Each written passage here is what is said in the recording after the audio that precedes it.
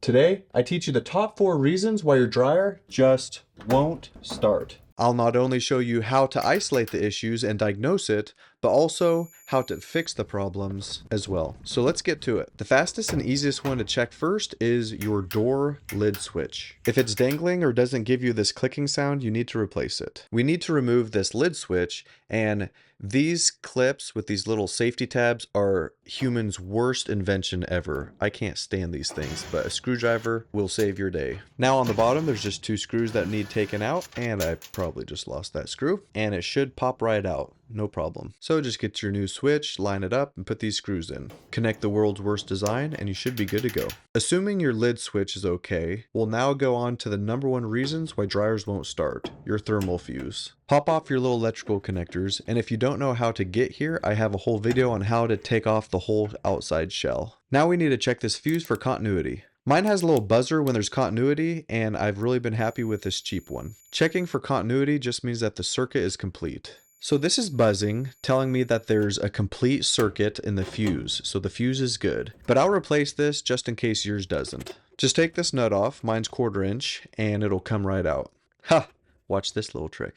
Don't let it fall into the abyss. Now that that's out, just go ahead and replace them. These things are very cheap, and you should probably have a few on hand. So I just set it in place, I get my little magnet trick going on again, and then I tighten it up.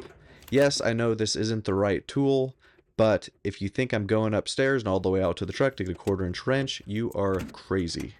Now make sure these are on here secure, and we are on to our next step in diagnosing. While you're down there, check to see if the belt is broken like mine. My dryer wouldn't turn on because the belt was broken. One thing that's cool about this model is it has a belt safety switch. So when the belt breaks, this tensioner releases and hits this safety switch. This cuts off the motor so it doesn't keep running and burn up, like a lot of models will. Disassemble the shell, which I have a video on if you need, and take the tub out of the dryer. I kind of leverage this with my hand and my knee and try to just guide it in with the belt. You also want to make sure that the belt ribs are facing down, as you can see in this top right hand corner. The only thing to note here is as you put this front lid on, come from the bottom so that it can catch these wheels right here on the tub. To verify that the tub is running smooth, go ahead and check right here and right here.